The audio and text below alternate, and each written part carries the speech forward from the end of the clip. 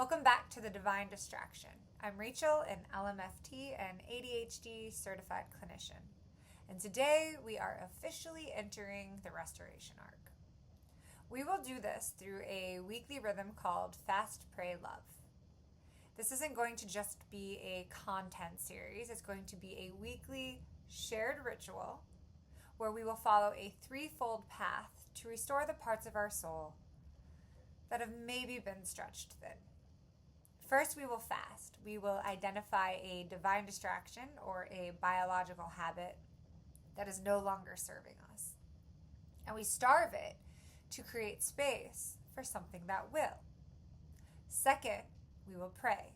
We will fill that new space with an ancient truth, a scriptural anchor to steady our mind. And then third, we will love. We will ground that experience in a tangible practice of self-compassion or service. And this is how we move from being scattered to being restored. And today we are starting with the most powerful territory of all, the mind. Our first fast is a heavy one. And I know, trust me, but it's something worthy of looking at. Negative self-talk. Now, why is it so hard to just think positive? It's a great question. And as a therapist, I'm asked this a lot. And I see this as one of the most common pain points for my clients.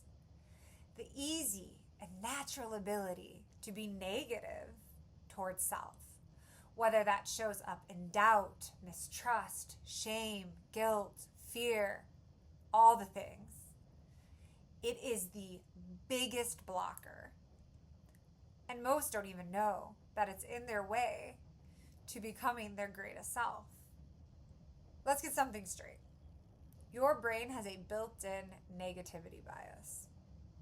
It is wired to scan for threats, and far too often, it perceives your own mistakes or insecurities as such. Every time you repeat a self-limiting thought, I'm not enough, I'm lazy, I can never finish anything, you are literally paving a highway in your brain. These are neural pathways, and the more you travel them, the deeper they get, until your brain defaults to negativity without you even having to try.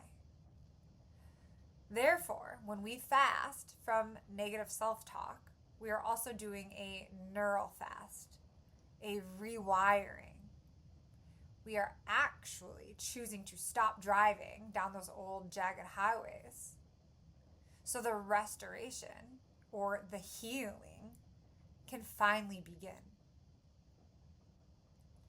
To restore the mind, we need a new blueprint. We need a fresh perspective of ourselves. And trust me, it's probably owed. So our anchor for this week is Philippians 4:8.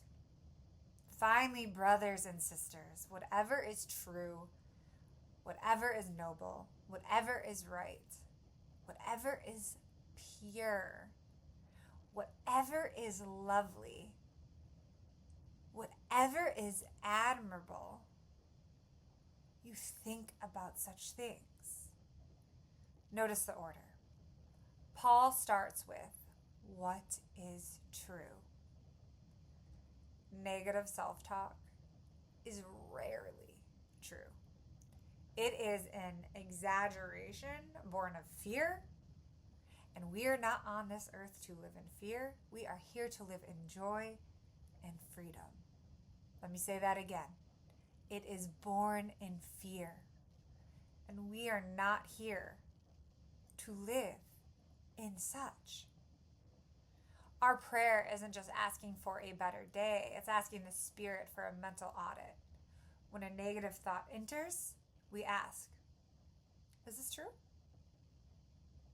Is this pure?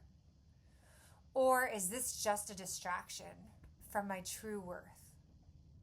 Because distractions are negative energies designed to pull you from your purpose. This isn't denial. It's a direction. Because what you repeatedly think about becomes what you start to believe. And what you believe becomes how you live.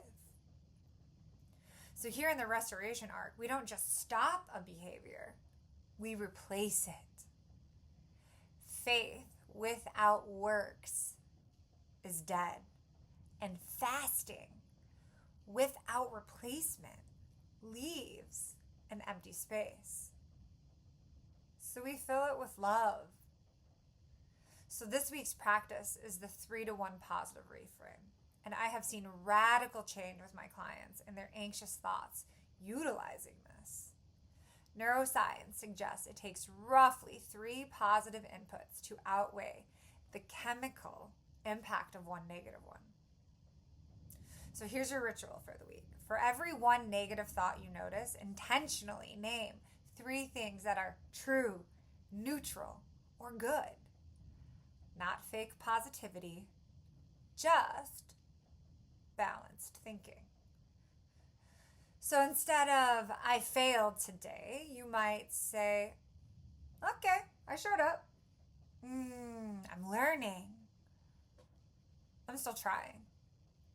This is how we walk the arc.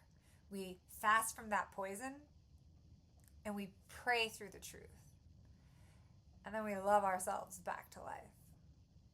But here's where this ripple effect truly begins, or we call it the kingdom impact.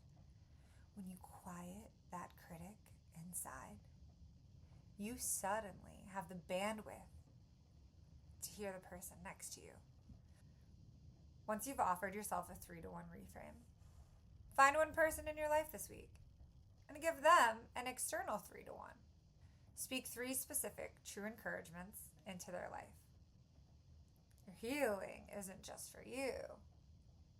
As your inner well fills, you become a source of life for others. And that is how the ripple starts. One restored voice at a time. You don't have to believe every thought you think. Your mind learned those patterns, which means it can learn something new.